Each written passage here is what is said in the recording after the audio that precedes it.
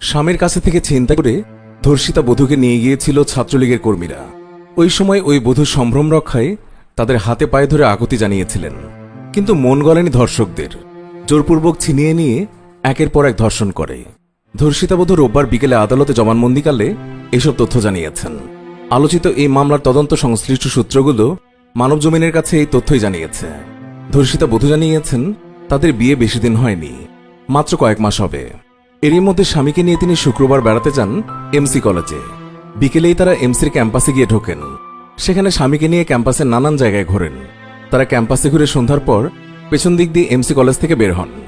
এই সময় ক্যাম্পাসের পেছনের এলাকায় ধর্ষকরা অবস্থান নিয়েছিল।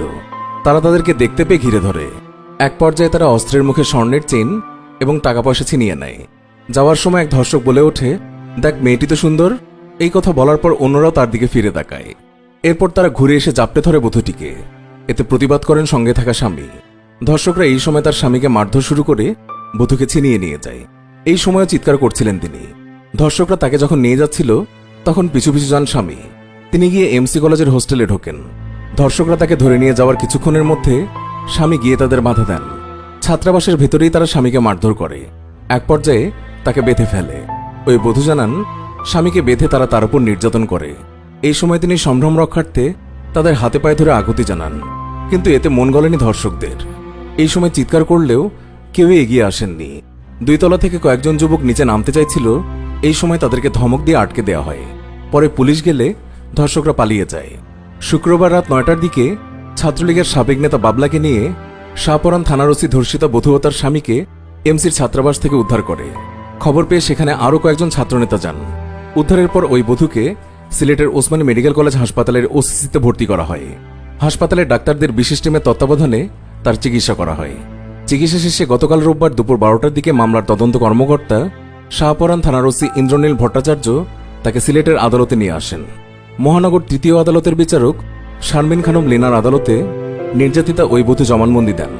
প্রায় 2 ঘন্টা 20 মিনিট আদালত তার জবানবন্দি গ্রহণ করেন। জবানবন্দি পরবর্তী সময়ে নির্যাতিত ওই মহিলাকে পরিবারের জিম্মায় দেওয়া হয়েছে। তদন্ত সংশ্লিষ্টরা জানিয়েছেন আদালতে নির্যাতিতা নারী তার উপর চলা নির্যাতনের মর্মান্তিক ঘটনা জানিয়েছেন। এদিকে শুক্রবার ঘটনার খবর পেয়ে এমসি ছাত্রাবাসে ছুটে গিয়েছিলেন সাবেক এক ছাত্রনেতা। তিনি গতকাল জানিয়েছেন তারা গিয়ে নির্যাতিত ওই বধূ এবং স্বামীকে ছাত্রাবাসে পেয়েছেন। এই সময় সেখানে পুলিশও ছিল। তাদের মুখে বর্ণনা শুনে কারা এইসব ঘটনা ঘটিয়েছে এই তথ্য উদ্ঘাটনে সবাই সোচ্চার হন। তাৎক্ষণিক ধর্ষিতা ও স্বামীর মুখে বর্ণনা শুনে তারা ধর্ষকদের পরিচয় বের করেন। এই সময় ফেসবুক আইডি থেকে তাদের ছবি বের করা হয়। পরে ধর্ষিতা ও তার স্বামী ওই ধর্ষকদের শনাক্ত করেন। তিনি জানান ঘটনার পর পুলিশ ওই বধূকে উদ্ধার করে সিএনজি অটোরিকশাতে বসিয়ে রাখে। তাৎক্ষণিক শাহপরান থানার ওসি সহ সাবেক ছাত্রনেতারা হোস্টেলে যান, গিয়ে অভিযান চালান। ওই সময় অবশ্য কাউকেই খুঁজে পাওয়া যায়নি। সবাই ছাত্রাবাস থেকে পালিয়ে যায়। ওই সময় নির্যাতিত বধূর স্বামী পুলিশকে জানিয়েছেন তারা সদ্য বিবাহিত। তারা বিয়ে করলেও পারিবারিকভাবে এখনও তাদের বিয়ে মেনে নেওয়া হয়নি।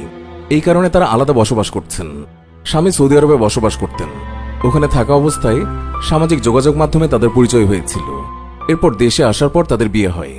নির্যাতিতার স্বামীর বাড়ি সিলেট শহরতলির শিববাড়ি এলাকায় এবং স্ত্রীর বাড়ি সিলেটের বালাগঞ্জ উপজেলায় বলে পুলিশ জানিয়েছে। সুপ্রিয় দর্শক, এই ছিল আমাদের আজকের ভিডিও। এই প্রতিবেদনটির ব্যাপারে আপনার মন্তব্য জানাতে এক্ষুনি কমেন্ট করুন। আর এখনও আমাদের চ্যানেলটি সাবস্ক্রাইব না করে থাকলে এক্ষুনি সাবস্ক্রাইব করে পাশে থাকা বেল আইকনটি ক্লিক করুন। আবারও দেখা হবে নতুন কোনো ভিডিওতে। এখনকার মতো বিদায় নিচ্ছি।